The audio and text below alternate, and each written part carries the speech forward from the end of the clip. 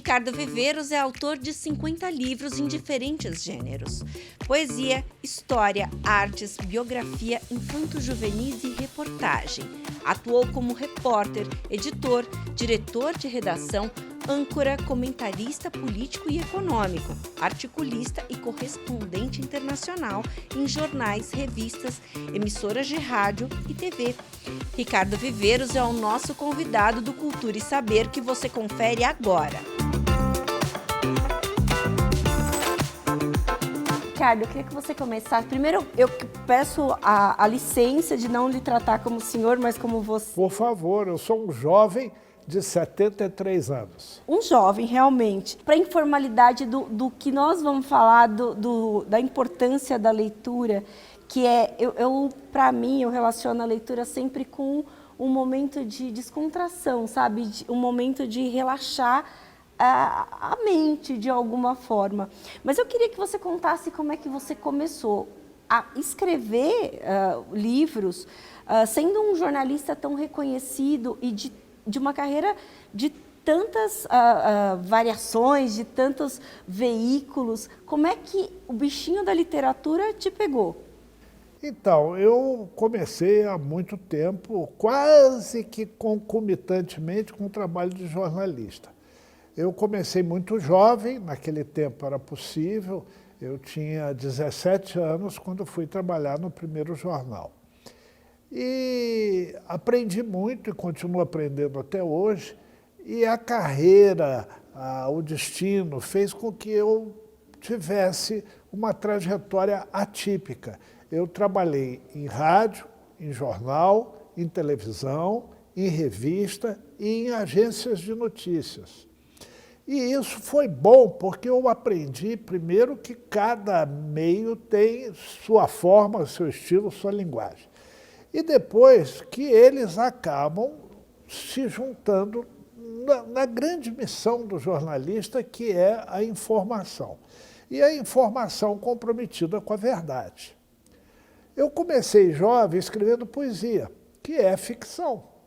Então é curioso porque eu tinha um conflito dentro de mim, o jornalista que trabalhava com a verdade e o escritor que trabalhava com a ficção, com a criação, com a imaginação, com o sonho, com a emoção e etc. Mas isso também foi bom, porque cada vez mais eu separei a verdade do sonho, a realidade da emoção. E isso me ajudou nas duas carreiras, né? E eu comecei no Rio de Janeiro, onde eu nasci, no Jornal do Brasil, na Rádio Nacional, que era a maior cadeia, mais importante cadeia de rádio do país. O Jornal do Brasil era um jornal fortíssimo, tão importante quanto o Globo, a Folha, o Estadão. E tinha profissionais brilhantes, foi meu chefe, né? Eu fui subordinado e aprendi muito com Alberto Dines, por exemplo, que é um dos grandes nomes do jornalismo brasileiro. E uma redação rica, Zósimo Barroso Amaral, Odemário Toguinhó, Carlinhos de Oliveira, Carlos João de Andrade, Alceu de Amoroso Lima. E esse pessoal convivia com a gente foca começando na carreira, e tinha paciência de ensinar, de explicar e etc. E aí, o que aconteceu? Por que eu acabei me tornando escritor? Repórter, trabalhando, tocando e etc. e tal, eu escrevia poesia, botava numa pasta e guardava lá numa gaveta. E sonhava um dia mostrar para alguém que pudesse avaliar se tinha qualidade, se tinha futuro e tal. E o Carlos Drummond de Andrade era uma pessoa já conhecida, já respeitada, famosa, né, como poeta, etc., como cronista. E eu olhava para ele, mas ele era muito tímido. Então ele parecia antipático, fechadão. E a gente tinha medo dele, a respeito, né? Acima de tudo, a respeito. Né? Até um dia que eu tomei coragem, conversei com ele, mostrei minhas poesias, e ele fez um comentário interessante que me fez pensar muito sobre essa possibilidade da carreira. Eu continuei escrevendo, enfim. E mais tarde eu me tornei, assim, vamos dizer, especialista na nossa profissão do jornalismo em fazer perfil de pessoas.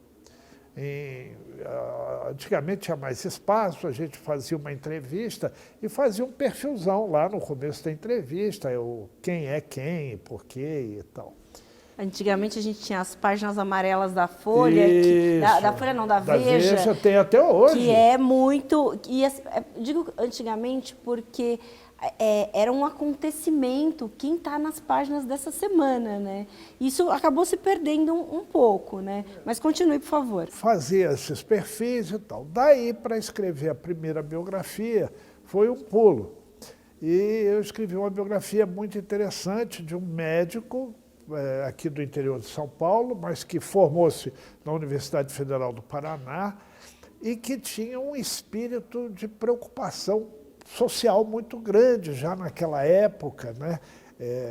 Havia até quem chamasse ele de comunista, porque ele era tão preocupado com o povo, com a sociedade, com uma saúde que todos tivessem acesso pronto e de qualidade, etc.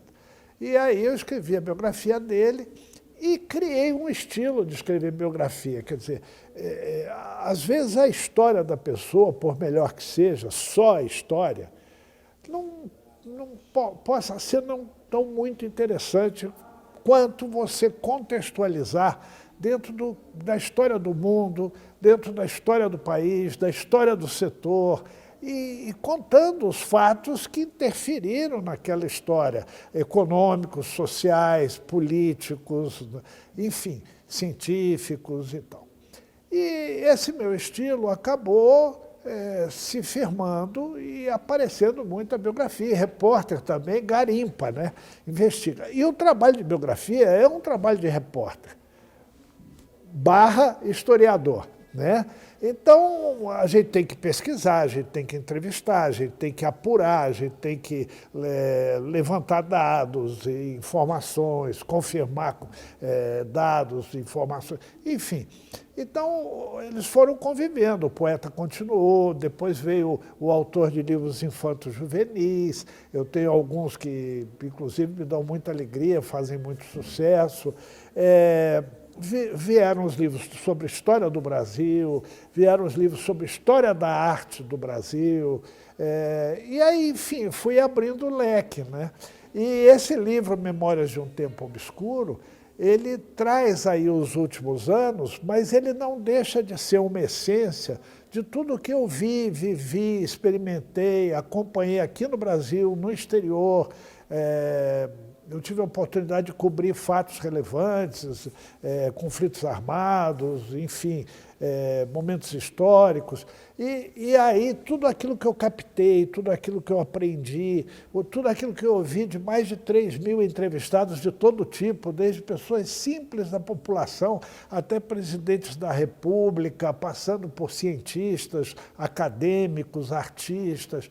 Então, ele é também não só um retrato, uma discussão, um debate, um trabalho de reflexão sobre os últimos 5 anos, como ele é também uma síntese de tudo que eu vi, descobri, aprendi ao longo de toda a minha carreira.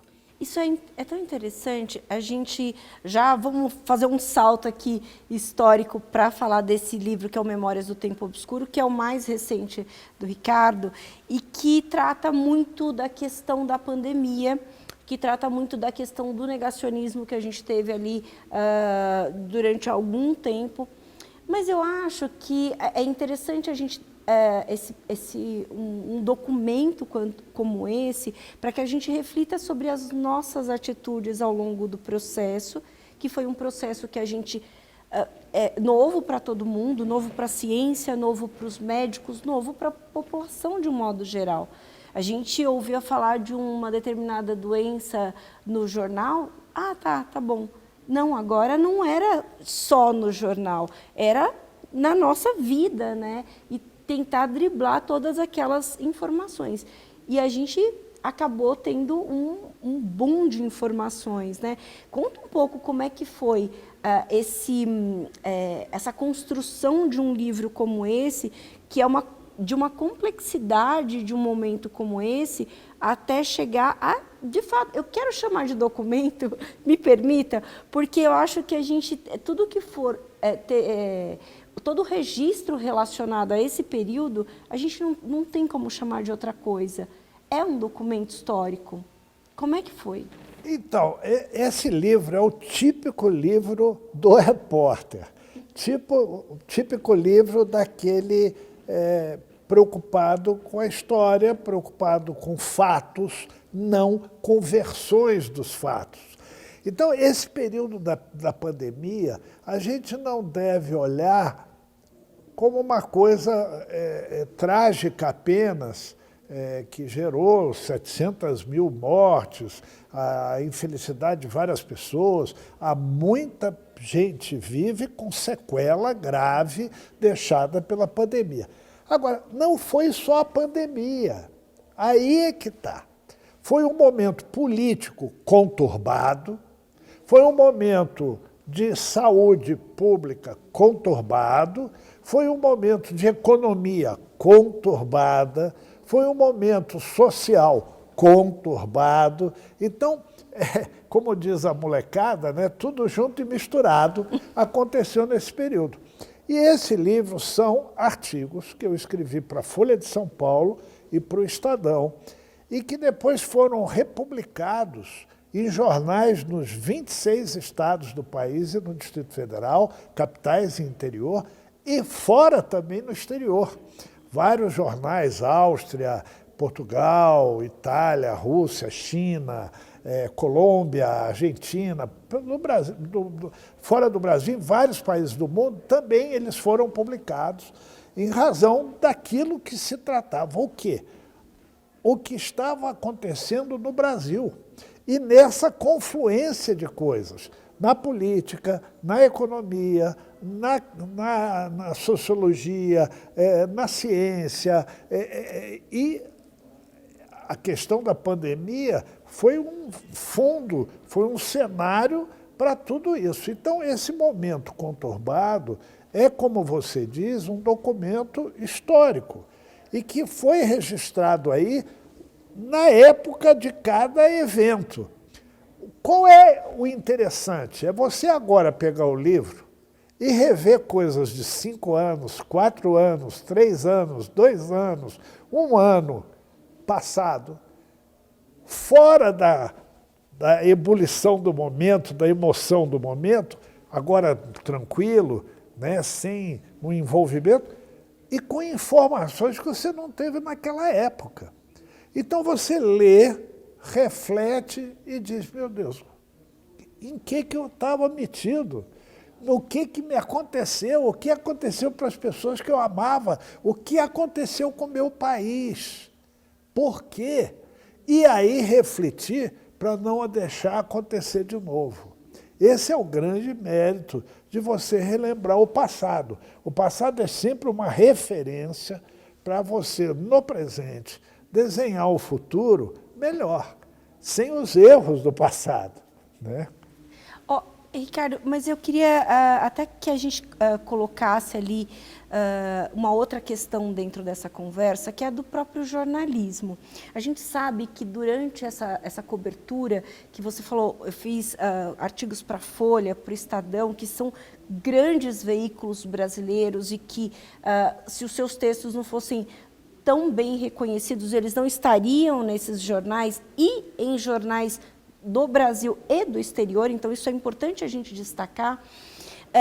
A gente passou por um período onde a imprensa foi colocada numa situação extremamente difícil, a imprensa profissional, onde todo o conhecimento que o jornalista tem para formar os seus textos, nenhum jornalista, a gente sabe disso mais do que ninguém, faz seu texto do nada, faz baseado numa pesquisa, baseado numa fonte. Então, há todo um trabalho para estruturar todos esses textos, né? E aí, no meio de uma crise sanitária sem precedentes, a gente tem todo esse canal de comunicação entre o público e tudo isso que estava acontecendo questionado. Como é que foi isso? Como é que foi depois de tantos anos de experiência, também passar por esse tipo de experiência?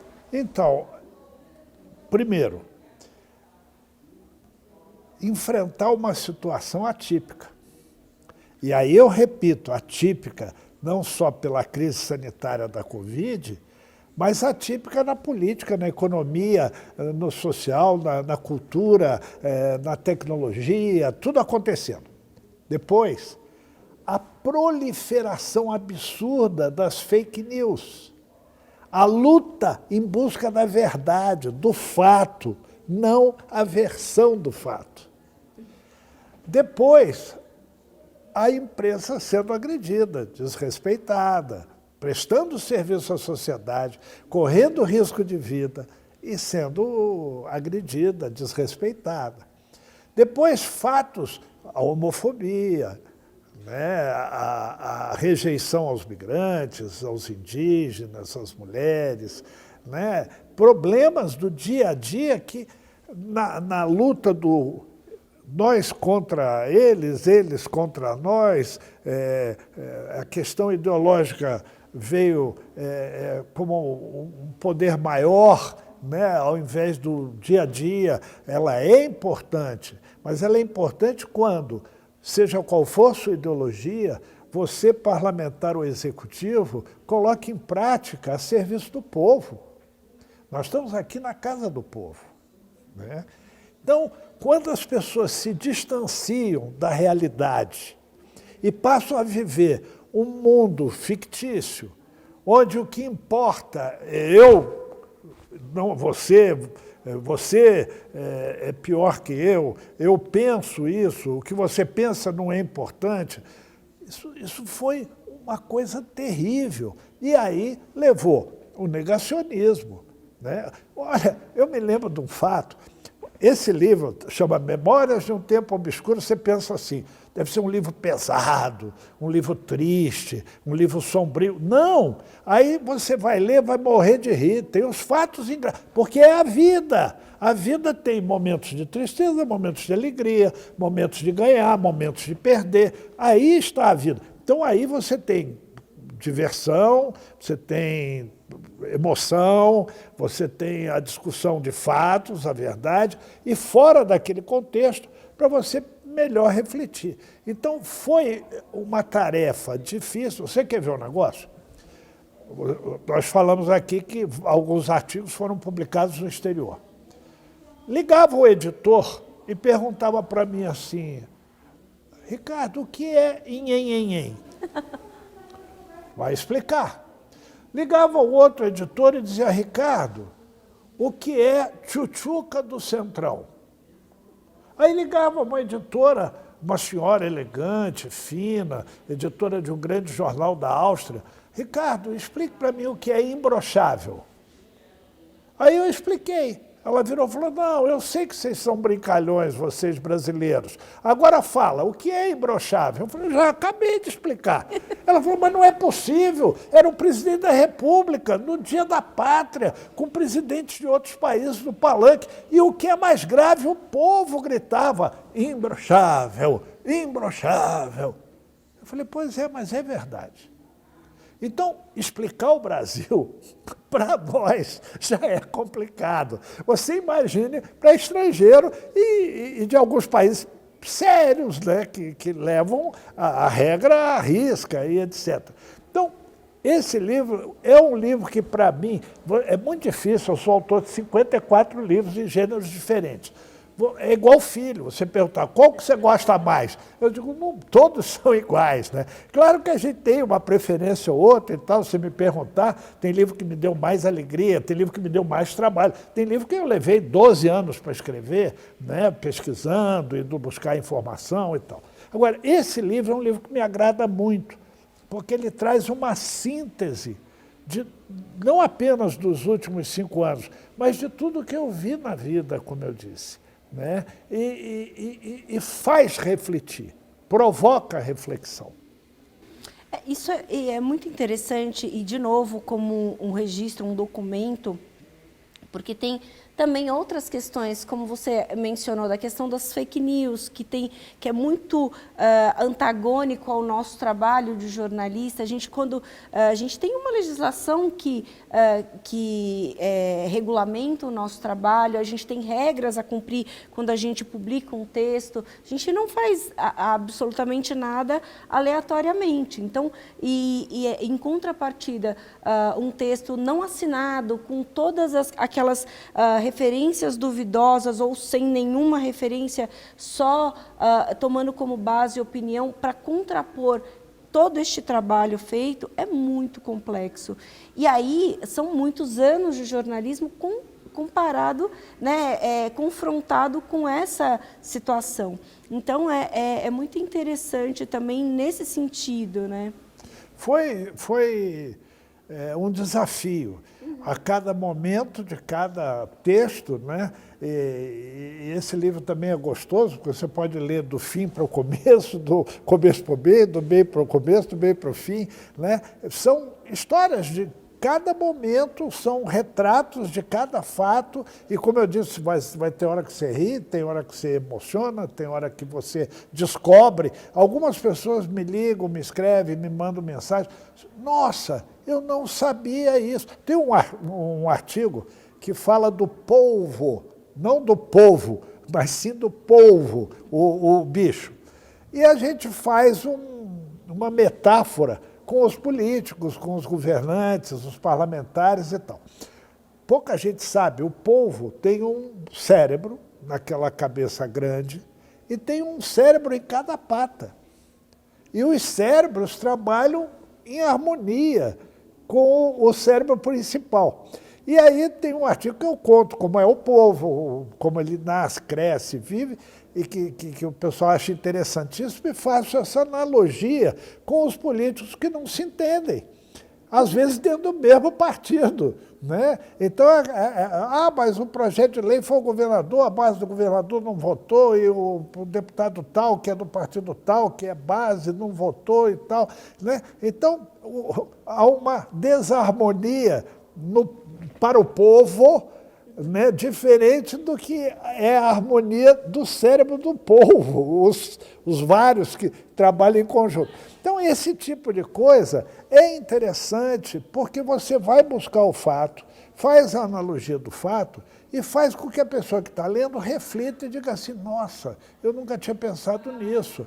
E eu preciso agir, eu preciso transformar, eu preciso mudar, eu preciso participar mais, né? O grande segredo, a gente pensa que o papel do cidadão é votar de 4 em 4 anos. Não é. O cidadão precisa trabalhar por ele, pela sociedade na qual ele está inserido, o ano inteiro, o tempo todo dia, o tempo todo, né? Então, as pessoas falam, minha obrigação é votar de 4 em 4 anos, e tem gente que aproveita e não vota, vai para a praia, vai para a serra e tal. E aí depois quer reclamar. Não pode reclamar. Aquele que não participa, aquele que não luta, aquele que não está na sociedade de amigo de bairro, que não está na associação de pais e mestres da escola, que não está lá na sua igreja, seja de que religião for, ele não está participando, ele não vai transformar, não vai melhorar o coletivo. Ele é parte do coletivo, né? Então, a falta de participação isola as pessoas, e ninguém pode viver isolado na comunidade que a gente está hoje em dia, então, com a internet, com essas coisas todas e tal. Agora, é terra de ninguém as mídias sociais.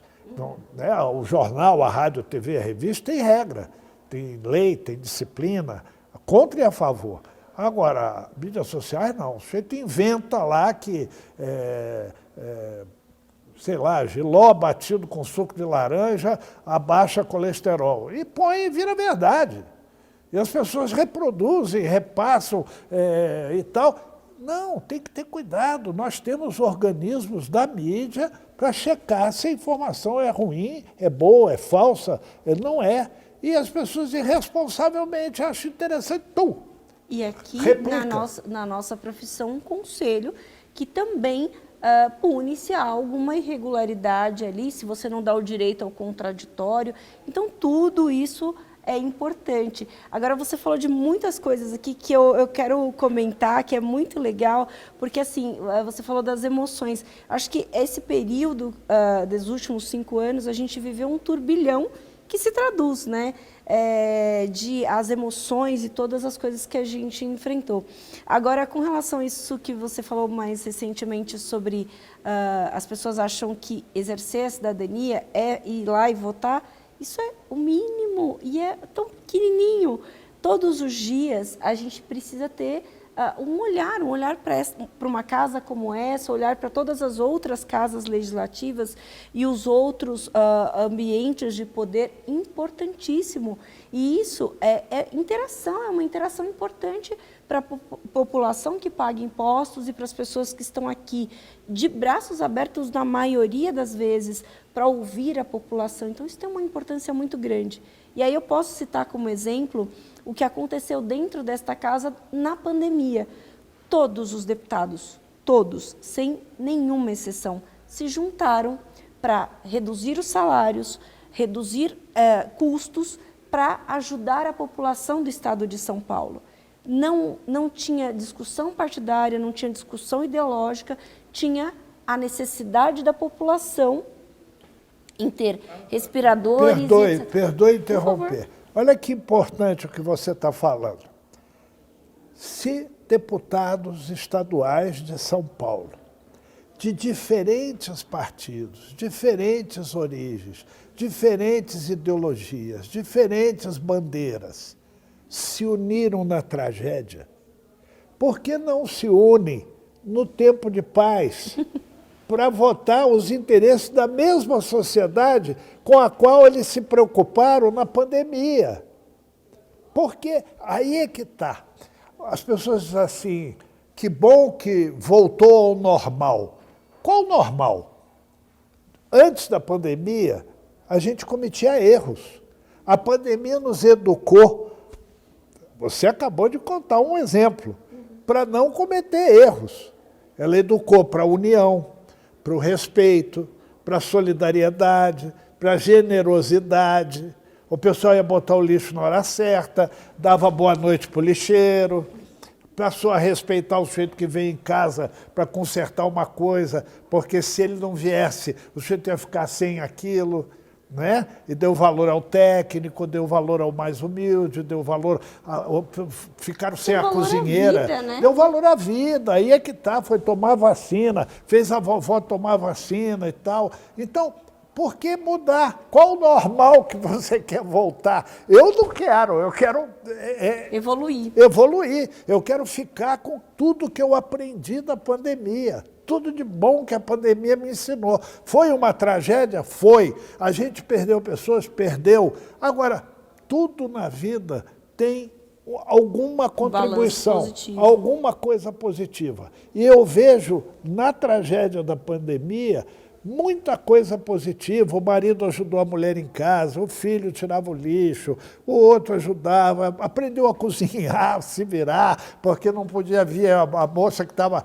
Aumentamos o hábito da leitura. Aí, isso. E várias outras coisas. Então, por que mudar? É a história, quando teve o apagão, as pessoas criaram lá um sistema que, se você economizasse luz, tinha um desconto e tal. Passou a fase do apagão, todo mundo voltou a acender tudo de novo. Então, se você viveu com menos luz e não foi problema, e economizou para o meio ambiente, economizou para o seu bolso, por que não continuar? Então, o brasileiro tem o péssimo hábito de abrir mão daquilo que ele aprendeu, daquilo que ele evoluiu na tragédia. Isso não é inteligente. Então, e é importante que a gente tenha isso em mente, todos esses registros em mente, e voltando à questão que a gente, dos debates que a gente acompanhou aqui dentro da Assembleia, a gente foi aprendendo, todo mundo foi aprendendo, todo o legislativo foi aprendendo, a ciência foi aprendendo, então a gente precisa, como você falou, trazer o melhor de tudo isso, ver o copo meio cheio para a gente tentar não repetir um erro como esse, né? E aí lembrar, obviamente, das origens. Ah, mas foi o macaco, foi o laboratório. Não importa o que aconteceu. Neste momento não importa o que aconteceu, importa que a gente também passou a adquirir hábitos, por exemplo, de higiene, de trato com as pessoas ao longo desse processo e que a gente vai poder utilizar. E aí depois cabe a quem vai investigar saber o que aconteceu lá na origem do problema para não repetir.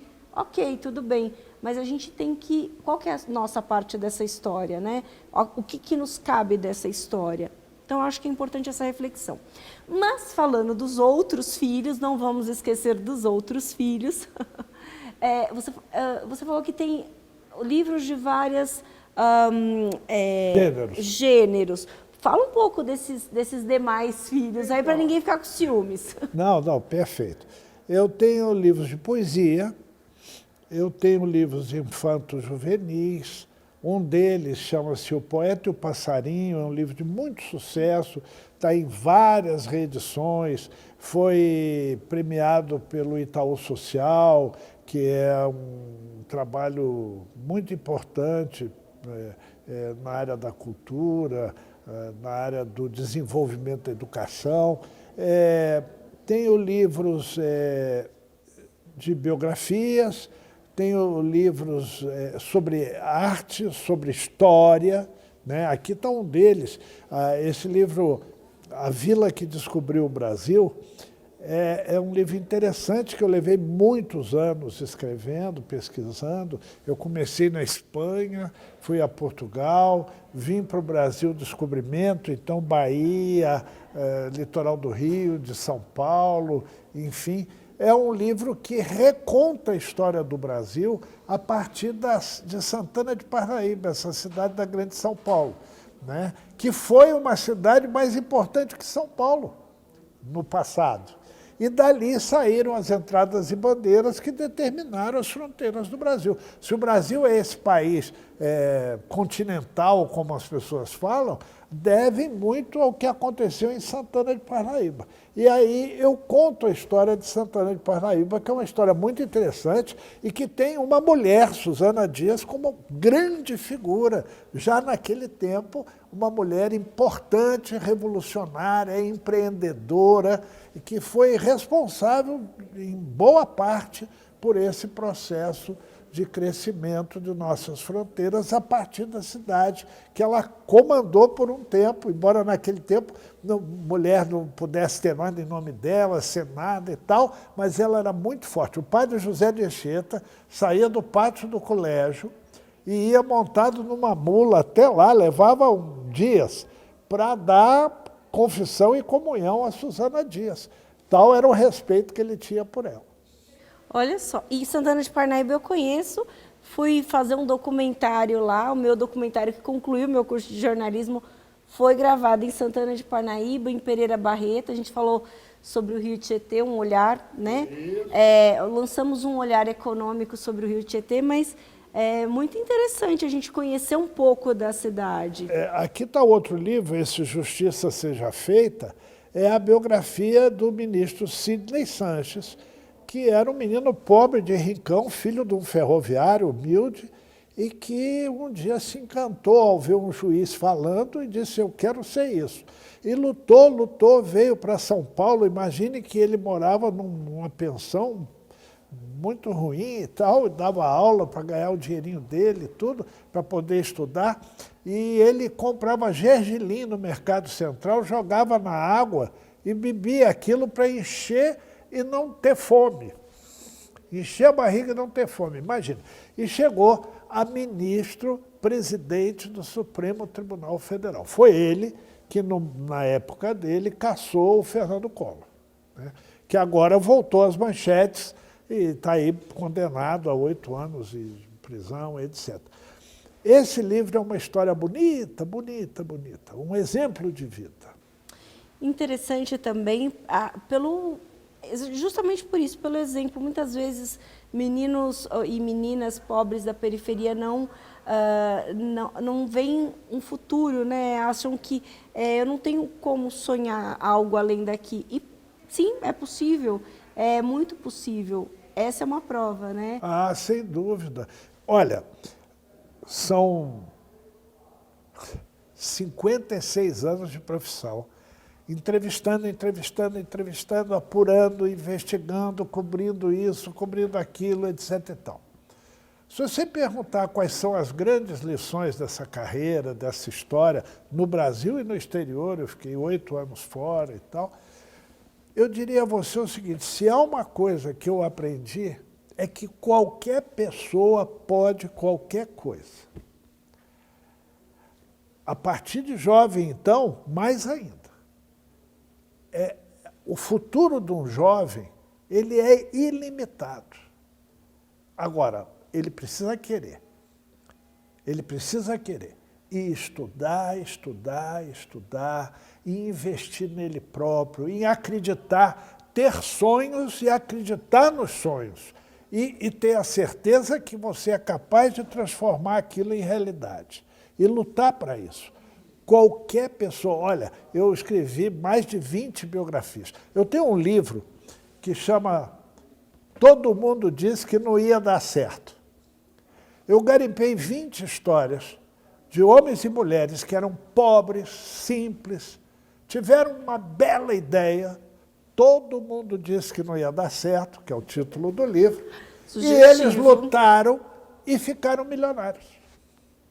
Então, eu sou testemunha de tanto que eu vi, vivi e entrevistei, de que você pode sim. Menina, menino, seja o gênero que for, com origem, sem origem, pobre ou rico, tenha sonhos, estude e lute, e o que você vai realizar. Agora, desses livros, qual que é o processo mais complexo? É a biografia? Ah, é complicado isso, porque, olha, a poesia, ela vem. Né? Você mexe aí no seu cabelo, e eu vejo uma onda do mar e aí escrevo.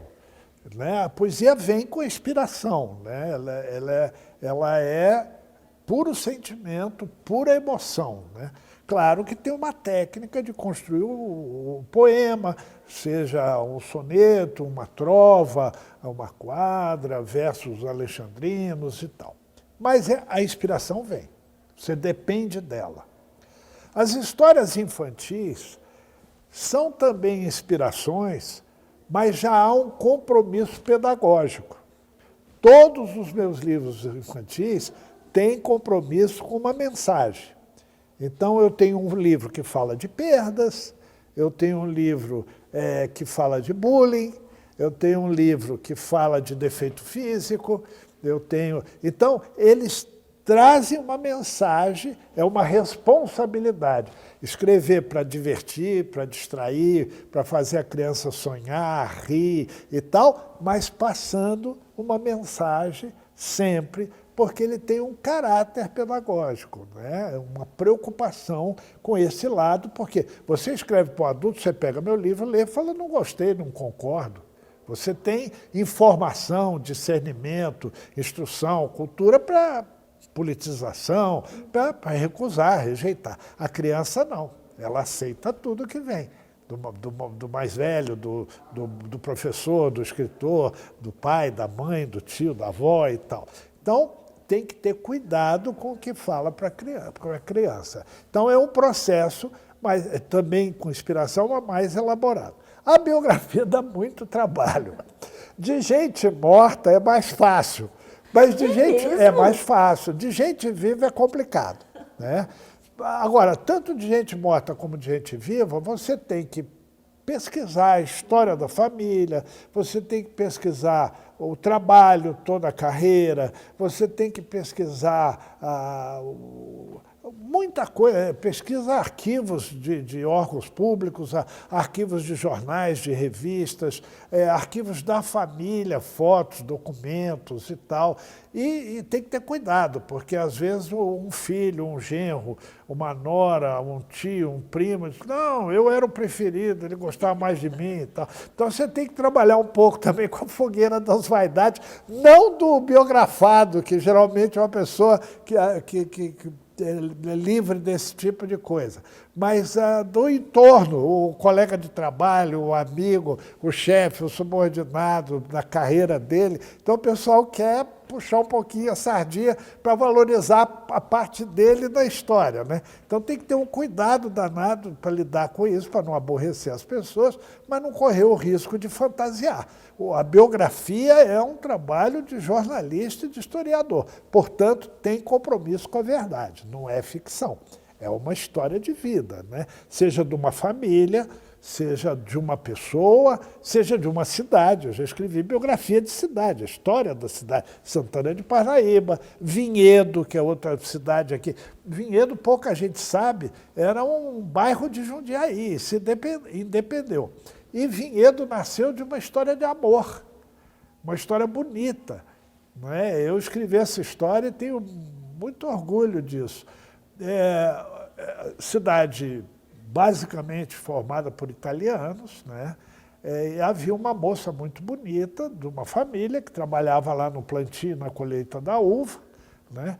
E ela já estava com 20 e poucos anos, e naquele tempo o pessoal já ficou para a titia. Não casou, ficou para... Machismo, né? Enfim. Aí ela um dia lá, colhendo uva e botando na caixa, né? Pegou um pedaço de papel e com um lápis de sobrancelha escreveu um desabafo. Todo mundo fala que eu sou bonita, que eu sou inteligente, que eu sou simpática. Por que é que eu nunca arrumei um namorado? Por que é que até agora eu não casei? Então, ela escreveu lá, dobrou e guardou aqui no sutiã, era hábito antigamente. E pegando o uva e botando na caixa, aquilo caiu dentro da caixa. Fecharam a caixa veio para o Mercado Central, um italianinho aqui abriu a caixa, encontrou o bilhete e falou, eu vou achar essa moça. Como tinha ali a marca do vinhedo, foi lá, procurou, achou, casou com ela. Esse casal independeu a cidade, independeu o bairro e criou a cidade de Vinhedo. É uma história de amor. Isso pode ser uma dica, hein, pessoal? Olha, uma dica muito interessante. Cada livro dá um tipo de trabalho, né? Então, tem os livros sobre a história do Brasil, que dá trabalho, você tem que pesquisar, são anos e anos e anos, porque há um compromisso também com a verdade, com os fatos. E há livros como esse, de artigos, que você comenta os fatos, discute os fatos, debate os fatos, chama as pessoas para virem discutir os fatos, né? E transformar suas vidas para melhor, né? Transformar o ambiente, a cidade, o bairro, a cidade, o estado para melhor e tal. Então, cada livro tem uma técnica e tem um tipo de comprometimento, de envolvimento. Ricardo, eu queria agradecer imensamente esse bate-papo super agradável que a gente teve hoje, porque é tão interessante a gente ouvir, a gente trocar essas ideias, entender como é que é o processo de um escritor para trazer obras para a gente e a importância da leitura, a importância de estimular as pessoas a buscar outros universos. Aqui tem... Você falou que tem 54 livros. Você tem, dá oportunidade, imagino que não dê nem para contabilizar quantos leitores você teve ao longo de tantos livros. Já são mais, com as reedições deles e tal, já está por aí 250 mil, 300 mil leitores. Por livro. Em tese, se cada pessoa que comprou o livro, só ela leu.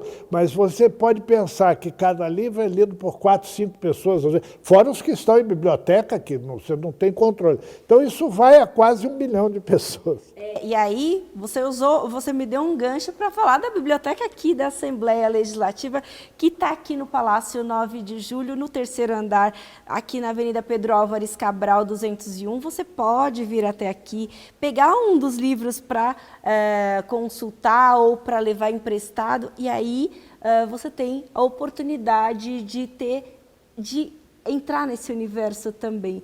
Mais uma vez, Ricardo, muito obrigada pela disponibilidade de trocar conosco. Muito obrigada. Imagina, eu é que agradeço a oportunidade de falar com você e de falar para o público da TV Alesp, que é um público por todo o estado de São Paulo, né? Eventualmente muito capaz que tenha leitores que me leem no jornal e que me leem nos livros e tal. Essa coisa, eu faço muita palestra, né? E, encerrando, outro dia eu fui fazer uma palestra para jovens, crianças, adolescentes, e falei da carreira do escritor, como nasce um escritor, como o escritor trabalha e tal, e papapá. E no final abre para perguntas, né? Aí um perguntou uma coisa, outro perguntou outra, levantou um menino lá no fundo e disse assim, posso fazer uma pergunta? Eu falei, pois não, meu filho? Sua casa tem piscina? Aí eu falei, é fácil responder, minha casa não tem piscina. Mas por que da pergunta desse jeito e tal? Ele falou, não, é que eu quero saber se essa carreira de escritor dá dinheiro, porque aí eu vou até pensar na possibilidade de ser escritor. Então, são momentos de descontração, né? Outro dia eu fui fazer uma palestra aí para universitários, né? E terminou a palestra, aplaudiram e tal, aí eu pergunto, levantou lá um rapaz, posso fazer uma pergunta de caráter pessoal? Eu falei, pode, não tem problema nenhum. Qual a vantagem de ficar velho? Aí criou um clima, assim, antes que botar essa coisa de cultura do ódio, né? Eu já protegi o rapaz, eu falei, a sua pergunta é inteligente. Aí acalmou o pessoal, né? Falei, e fácil de responder. A grande vantagem de ficar velho é não ter morrido ainda. Aí o pessoal gostou, né, e tal. Mas é uma grande vantagem, fala a verdade. O pessoal pergunta para mim quais são os seus planos para o futuro, eu digo, continuar vivo. Muito bem, muito obrigada. E você que quer acessar a nossa biblioteca, você pode vir aqui das 10 da manhã até às 18 horas. Eu espero você no próximo Cultura e Saber. Até mais.